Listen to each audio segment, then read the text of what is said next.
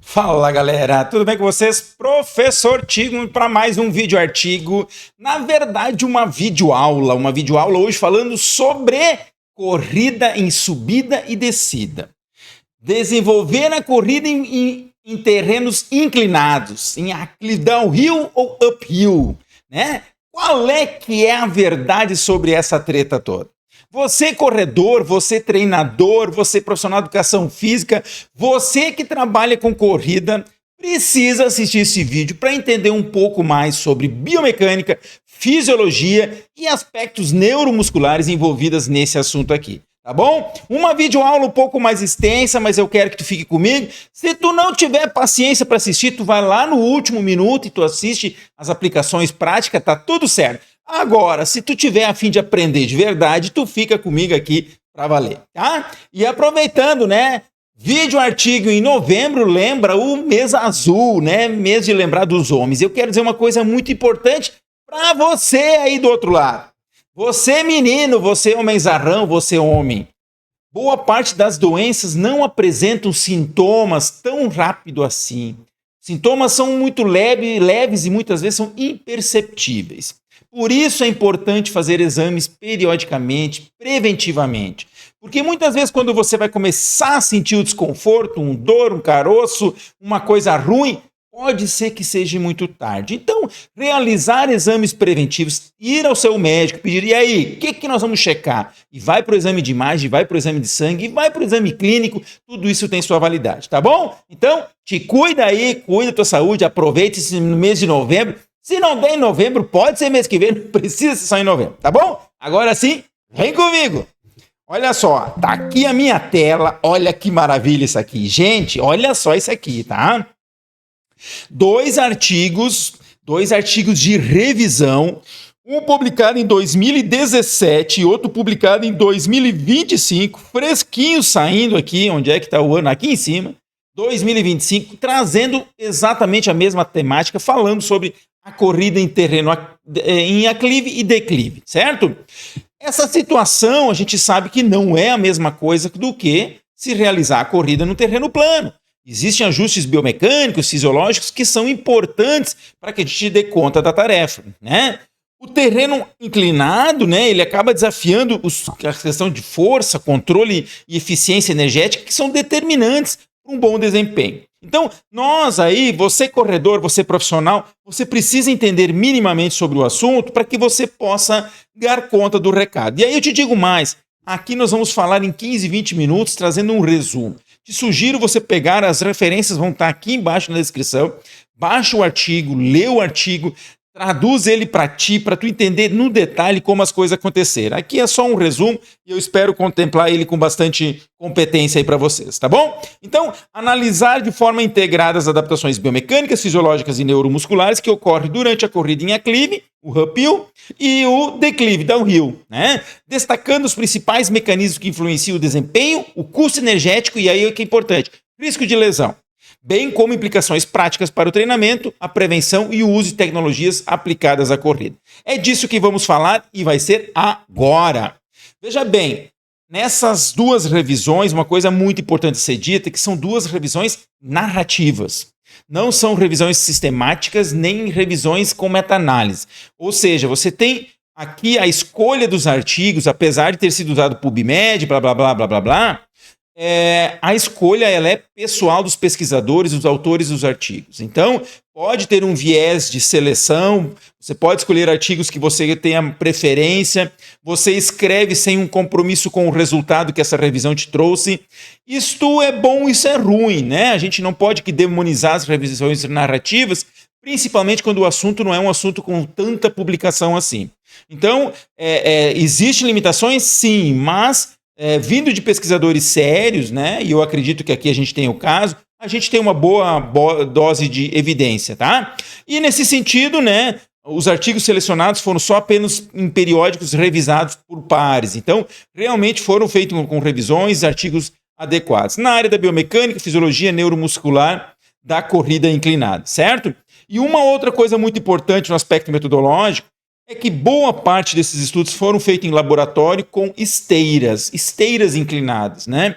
Eu não consigo imaginar fazer uma coleta de VO2, de eletromiografia, botando o cara num asfalto com subida, dentro de um terreno no relevo vegetal. Então, a utilização acaba sendo em laboratório com esteira, e isto implica em ser coisas diferentes do que você correr na natureza, obviamente. Mas veja bem, né? Existem limitações, né? A gente não consegue investigar coisas no meio do mato. Então a gente se obriga aí a criar a estratégia dos laboratórios, tá? Então, sugestão é que se façam novos estudos em áreas mais reais, né? Com validade externa maior, mas isso aqui não invalida boa parte dos resultados. Tenho certeza que a gente pode confiar em boa parte desses resultados.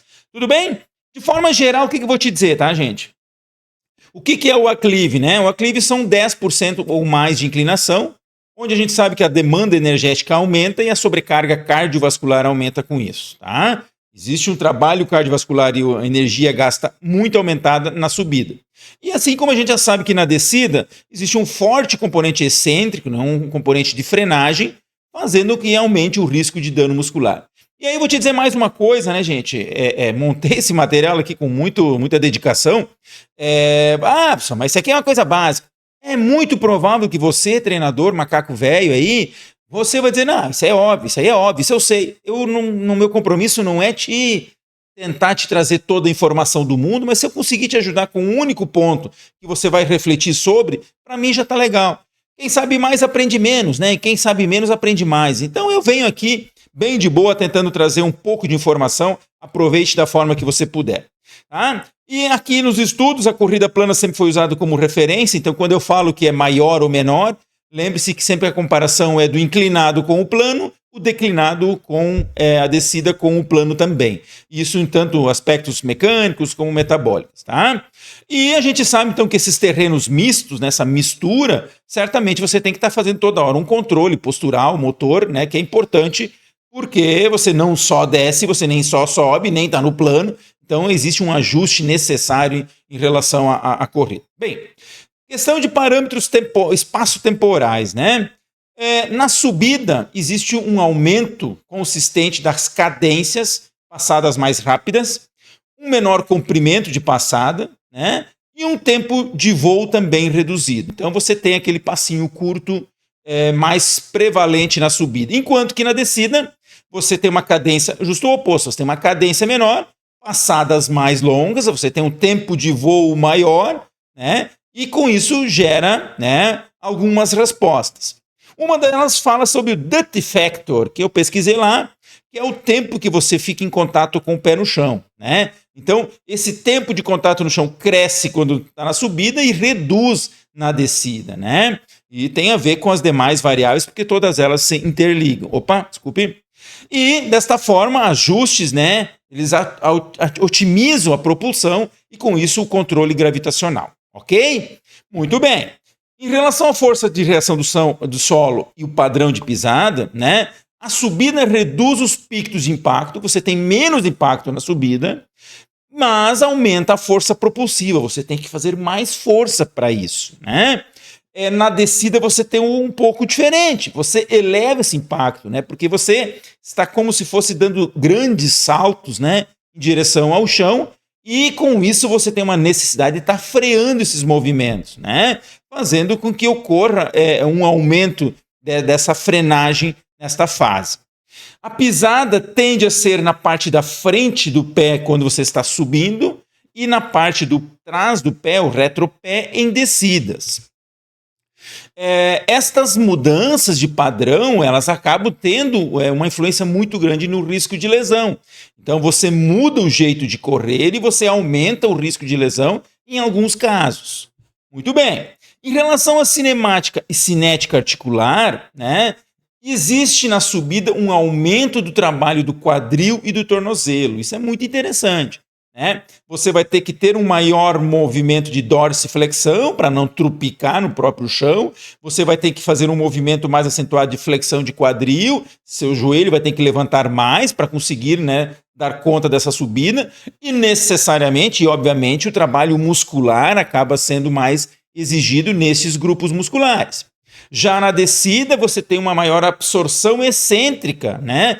principalmente pelo joelho. Então, se a tua articulação comprometedora é o teu joelho, muita atenção nessa descida pela necessidade dessa absorção. O quadril ganha um protagonismo muito importante, o quadril é fundamental nas subidas, então é uma articulação que vai ter uma tensão maior, e o joelho, obviamente, amortecendo os impactos na corrida em descida. O custo energético, as respostas cardiovasculares, como a gente falou lá no começo, né? O custo energético aumenta linearmente com o aumento da inclinação, e olha que dado interessante, a cada 1% de inclinação você aumenta 1,24 ml por quilo por minuto de oxigênio, então, ou seja, o consumo de oxigênio aumenta, e aí, obviamente, que são valores médios e vão variar de pessoa para pessoa, mas para você ter uma ideia do gasto energético envolvido. A descida reduz esse gasto energético em torno de 10 a 20% de inclinação. Então não é difícil de entender por que na descida a gente dá uma descansadinha, né? Porque mesmo mantendo uma velocidade maior, às vezes, né? A força da gravidade te traz uma velocidade maior, mas você acaba economizando energia. Quando as inclinações, os declives são mais acentuados, você volta a ter um gasto energético, que daí a necessidade da frenagem aumenta e o gasto energético volta a aumentar. Subidas elevam o VO2, né, que tem a ver com gasto energético, frequência cardíaca e ventilação. Atividade e fadiga muscular, né? Subidas elevam intensamente glúteo, quadríceps e panturrilhas. Obviamente, você vai ter uma musculatura glútea mais alongada pela maior flexão do quadril. O quadríceps e a panturrilha vão ter que fazer muito mais força para dar conta das extensões. Então, existe uma atividade muscular maior. E as descidas sobrecarregam de forma acentuada o quadríceps. É o quadríceps, quando a gente fala antes do joelho, obviamente é o quadríceps que atuando no joelho, que tem que ter uma demanda muito grande de controle através das contrações excêntricas, né? Então, ter um quadríceps muito forte no treino em descida é fundamental. E o que acontece, né? Com esse aumento das contrações excêntricas, obviamente, ocorre um aumento da dor tardia, você perde força com isso, e as suas taxas de creatina quinase, que é o marcador de microlesão, aumentam de 300 a 1000%. Então saiba que você vai ter um trabalho de fadiga muscular muito grande no trabalho em descida, né? E uma coisa muito interessante, aqui já indo para o lado do treinamento, né? O treinamento reduz danos via o repeatable effect. O que é isso?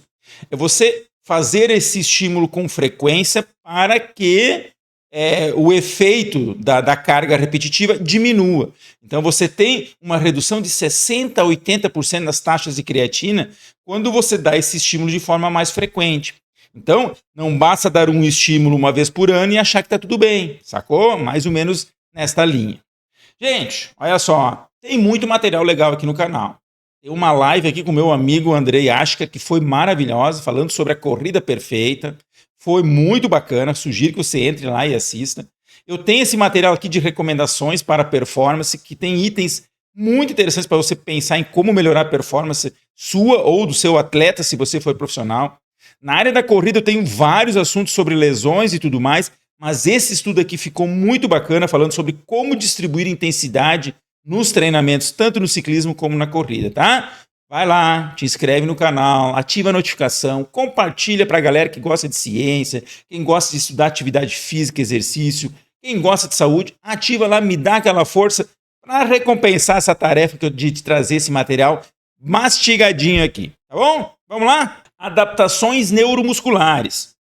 Nós já falamos sobre isso. A produção de força rápida na subida vai ser aumentada, enquanto que o controle excêntrico e a coordenação fina na descida, né? Isso é importante, né? Você tem que ter uma coordenação melhorada para fazer esse ajuste de frear o movimento. Essa fadiga excêntrica ela vai reduzir a rigidez e a velocidade de contração.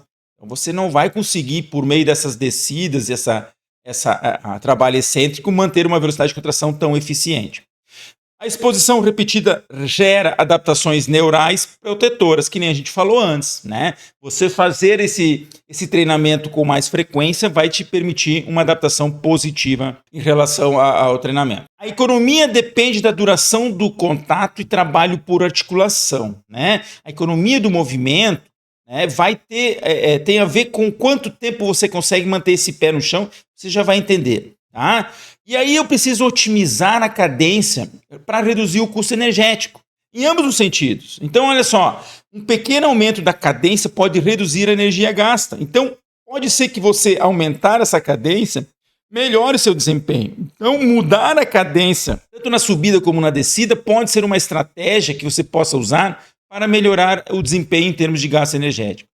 Passadas ligeiramente mais curtas e rápidas melhoram a eficiência. Ó, tá aqui o que o artigo sugere, certo? E distribuição equilibrada do esforço entre quadril e tornozelo. Cuidar para que você não acentue apenas um movimento, né, de amplitude de movimento, só no quadril, ou mais no tornozelo, que você possa distribuir isso de forma mais igualitária. Em relação às adaptações crônicas e o treinamento, né, corredores experientes mostram um menor custo energético e menos dor. Olha que legal! À medida que esse cara treina mais vezes nesses ambientes, ele acaba se tornando mais eficiente. Cara, parece ser óbvio, né? Mas o óbvio também tem que ser dito, né? Eu gosto muito daquela ideia assim, ó, tudo que você vai ter que fazer numa competição tem que ser treinado. Essa é a lógica máxima do treinamento. Tudo. Você vai correr e você vai usar algum suplemento alimentar durante, você tem que treinar isso. Você vai correr e vai tomar água, você tem que treinar isso. Você vai correr por 2 horas, você tem que correr próximo disso. Você vai ter aclives e declives, você tem que treinar isso. É óbvio que é isso, mas o óbvio tem que ser dito, que tem pessoas que treinam de um jeito, quando encontram a competição, são pegas de surpresa. Eu participei de uma TTT, que é a Travessia Torres Tramandaí, aqui no Rio Grande do Sul, alguns anos atrás, que é uma prova de 80 e poucos quilômetros, nós fizemos em quarteto, foi a nossa primeira participação, e eu fiz 2 trechos de 8 quilômetros. E esses dois trechos de 8 quilômetros, eu previamente treinei eles no horário que eu achei que ia acontecer a prova. A prova é em janeiro, um calor extremo. A única coisa que eu não consegui reproduzir foi a areia, porque moro longe do litoral, mas eu tentei fazer o mais próximo possível. Eu digo para ti, fazer esse tipo de ação numa prova importante, que você quer um desempenho, é fundamental. Aquilo que tu vai encontrar na competição, você tem que treinar. Dito isso, treinar em aclives e declives melhora a economia e a força específica, né? Força excêntrica de controle, força de potência na subida, né? E a prática progressiva fortalece o controle postural e a resistência excêntrica, ok? A questão postural aqui também é importante, né? Você muda a inclinação do teu tronco e isso acaba sendo importante. A adaptação neural e muscular reduz o risco de lesão por impacto. Na medida que você está adaptado, você gera uma força mais adequada e com isso a sua chance de lesão diminui. Ainda específica prevenção de lesões e estratégias que possa usar, descida aumenta o risco de síndrome patelofemoral e fascite plantar. Atenção aos corredores que com frequência têm problemas de síndrome patelofemoral e fascite plantar. A descida aumenta o risco. Pode ser que não seja o momento de você treinar em descida, se você vem de um quadro agudo, se você frequentemente tem esse tipo de problema. Cadências elevadas e pisada anterior reduzem a força de impacto, então aumentar a frequência de passada pisando mais com a parte do pé pode ser uma estratégia. A variação técnica e a periodização minimiza a sobrecarga, você precisa pensar nisso, e alongamento e fortalecimento auxiliam na recuperação muscular, né? Então, fazer um bom alongamento pode te ajudar na recuperação. Fatores moduladores de tecnologia ainda, né, se encaminhando aqui para o fim, calçados com placa de carbono, né, hoje muito em voga, né, reduzem o custo metabólico, você se torna mais eficiente, e essa vai ser uma discussão que eu acho que logo vai vir à tona, né, me lembro das Paralimpíadas em que se questionou o tipo de prótese que cada atleta usava, algumas com uma tecnologia muito superior, vamos apoiar ou não vamos? É válido, nem todos têm acesso a tecnologias melhores. Você já pensou em economizar 3% de energia numa meia maratona, numa maratona? Isso é uma diferença enorme de um atleta para outro, né? Bem, é outra discussão para outro momento. Olha só que legal, espumas responsivas melhoram a absorção. Que legal. Aquelas espumas, elas funcionam para você absorver e ajudam também na propulsão. 10, 15%, é muita coisa. Sensores portáteis de inteligência artificial permite análise do terreno real. Importante que você tenha essa métrica, e boa parte dos aplicativos já vão te trazer isso em termos de inclinação, de aclive e declive. Pesquisas buscam integrar a biomecânica, calçado e desempenho, cada vez mais temos dados sobre isso, e a combinação da placa com a espuma pode, com certeza, melhorar a economia da corrida em torno de 4, 6%, o que é um monte de coisa, tá? Então, você que tem condições, quem sabe possa ser uma estratégia interessante aí. Conclusões e aplicação prática, tá certo aí? Vamos lá então para aquela finaleira, aquela galera que não quis escutar tudo isso porque achou que não valia a pena. Eu tenho certeza que você aproveitou alguma coisa aí. E agora nós vamos para os últimos itens e eu preciso que tu fique aí comigo, tá bom? Vamos lá então. Primeiro dizer o seguinte, tá inscrito no canal, te inscreve e compartilha com os amigos, hein? Não me deixa na mão aí. Vamos ao que interessa. Gente, incluir subidas curtas, uma vez, 2 por semana, é interessante para ganhar força e potência. Isso é um treino que é necessário. Usar descidas moderadas, né, uma inclinação não maior do que 10%, que a sugestão é de 5 a 10% de declive, né, é interessante para o controle excêntrico e a resistência muscular, em especial do quadríceps e glúteos, mas em especial o quadríceps. Aumentar a cadência levemente, de 5 a 10%, para reduzir o impacto e melhorar a economia. Isso daqui é uma estratégia interessante. Reduz o tamanho do seu passo, quem sabe, para você poder melhorar esses aspectos. Prefira pisadas mais anteriores nas descidas para proteger os joelhos e tornozelos. Olha que legal. A gente vem muito com a ideia de descer em cima do calcanhar. A sugestão aqui é: prefira pisadas mais anteriores nas descidas, ok? E ainda a outra página aqui para ti. Fortalecer quadríceps e panturrilha é fundamental, principalmente com exercícios excêntricos. Evite o excesso de declives em treinos longos. Se você não está bem adaptado, faça doses pequenas, não exagere na quantidade desse declive. Varie o terreno e a inclinação para melhorar a estabilidade e reduzir sobrecarga repetitiva. Não fica treinando só de um tipo, né? E com maneira nessa dose e vai se adaptando aos poucos. A utilização de calçados leves e com boa absorção, especialmente para treinos em descidas, é uma recomendação importante. E por último, recupere-se bem após os treinos em inclinação, né? Tanto na hidratação, sono, descanso ativo, tudo isso vai te ajudar.